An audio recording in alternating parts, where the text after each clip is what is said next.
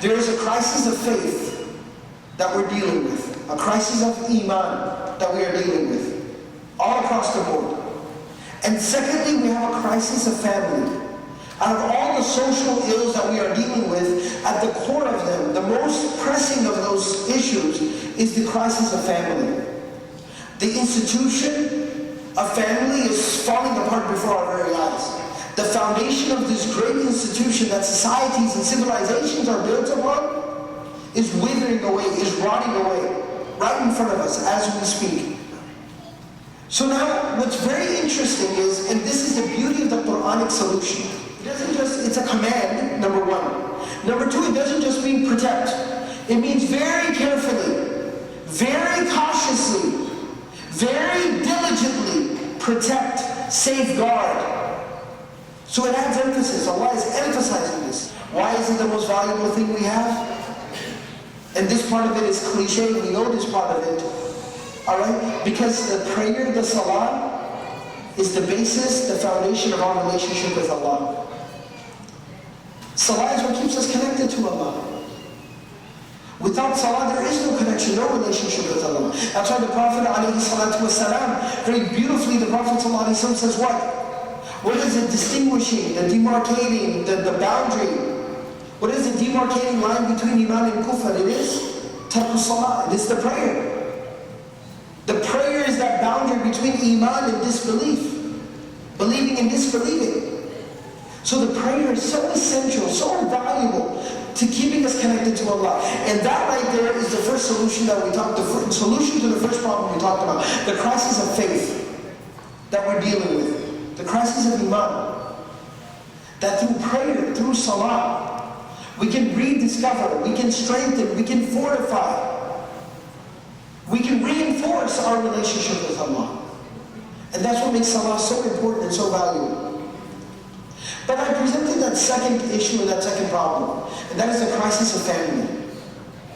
Now what's very beautiful about this ayah is that we took a look at the ayah very up close. We took apart, and then the ayah continues, حَافِظُوا عَلَى الصَّلَوَاتِ وَالصَّلَاةِ الْوُسْطَى, in the middle or the best prayer, وَقُومُوا لِلَّهِ قَانِتِينَ, and stand for the sake of Allah alone in a state of total, complete submission. But we took a very up close look at the ayah, where we took the words apart and understood them. But there's many, many different ways to study the Quran. And whenever you come at the Quran from a different angle, it opens your mind and your heart to completely new realizations, new lessons, new guidance. That's the beauty of Allah's kalam. That's the beauty of the Quran. So we zoomed in and we took a look. But you know when you zoom out, it gives you a different picture, it gives you a different perspective. Now the question you and I have to ask ourselves is, what does protecting the prayer have to do with divorce? Because the reason why we have to ask ourselves that question is when I speak, when I talk, I have tangents. I go here, I go there. Allah subhanahu wa ta'ala doesn't have tangents. Everything that is in the Quran is precisely, divinely placed. So in the middle of a passage about divorce, when Allah subhanahu wa ta'ala all of a sudden says, very carefully watch over the prayer, you're experiencing problems and issues in your life and in your other relationships because you are suffering in your relationship with Allah. And this is a very common predicament. Sometimes life gets so busy. Sometimes we get caught wearing so many different hats, playing so many different roles in life, that one of the first things that goes away, one of the first things that we compromise is our relationship with Allah. And Allah subhanahu wa ta'ala brings this up and emphasizes this. That if you are having trouble in your marriage, go back and look at your relationship with Allah. Because that's the source of blessing and that's the source of barakah in all aspects of our life.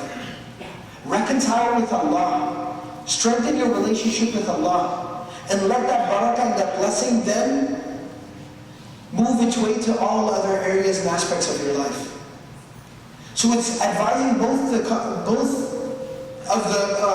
people. It's advising both the husband and the wife. Go back and strengthen your relationship with Allah. Become focused. That's the first advice. But the second thing, and this is the real point that I wanted to make, and that is, it's opening our eyes to a very, very profound realization. And that is too often, We treat prayer, salah, worship, as just a very ritual aspect of our deen. You pray, it's got qiyam, ruku', sujood, Allahu Akbar, Allahu Akbar, Allahu Akbar, Assalamu alaikum, Assalamu alaikum, done. It's very ritualistic. We just come, we perform it, we offer it, and we're done, we walk away. But Allah subhanahu wa ta'ala is opening our eyes to a very important reality. That no, salah has a very deep impact on a person. Salah has a very profound effect on a person. Salah is a means of training ourselves to become better people. Through salah we can become better husbands and better wives, better fathers and brothers and sons and daughters and mothers, better friends and cousins and relatives and community members, better human beings. Salah is there to improve us, make us better people. Salah trains us, and it develops within us certain traits, certain characteristics, certain qualities. And I will highlight 4 qualities, 4 characteristics that salah helps us develop, cultivates within us. 4 qualities. The first one, salah helps to develop a sense of responsibility within the individual. Salah cultivates a sense of responsibility. Another way to say that, another way to phrase that is discipline. Salah gives you discipline. I don't like to use the word discipline because it scares people, especially the younger people. But it develops a sense of responsibility. I'm responsible for something. I'll explain how. We have 5 salah, 5 prayers in a day. And then look at the layout of the prayer. Salat al-Fajr, early in the morning, 6 a.m. When I had a very long day yesterday, and I have another very long day ahead of me today, and I'm very tired, my body's aching, my head hurts, I'm still trying to recover from yesterday. But I'd still pull myself out of bed. Why? Because I'm responsible for something right now. I have to pray. Sense of responsibility. It weighs on you, and it makes you more responsible. Salat al-Zuhr, when your day is at its peak. Many of you who are coming here for Salat al-Jumu'ah, you were at work, you were at school, and you were in the thick of things. You were very busy. This is the busiest time of the day. You haven't even made time to eat lunch yet. But you still pull yourself away from your work. You get yourself out of class. Why? I'm responsible for something right now. I have a responsibility. I have to go and pray. Salat al-Asr, when your day is coming to a close, you want to wrap things up, you want to try to beat the afternoon traffic home, you need to wrap things up. Not before I take care of my responsibility. Salat al-Asr. Salat al-Maghrib, when you finally get home after a long, hard day, and you just want to go home, you want to put your feet up, you want to eat something, turn on the television, you're out of it. You just want to zone out, you just want to veg out. But not before I take care of my responsibility. And what is that responsibility? Salat al-Maghrib. And then Salat al-Isha, when the only thing I'm capable of doing right now is going to sleep. Everywhere I sit down, I pass out. I'm dozing off. Wait, I have a responsibility. I got something I'm responsible for, Salat al-Isha.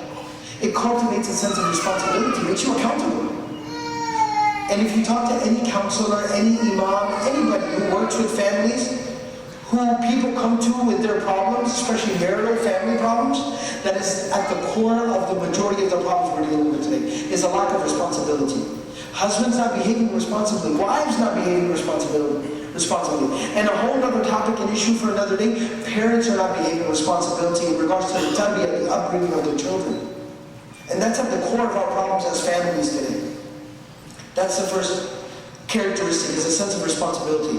The second quality salah cultivates within the individual, it's very closely related to the first one, but I'd like to state this separately, is it develops a sense of selflessness. Selflessness. The ability to think, the ability to put someone or something else before yourself.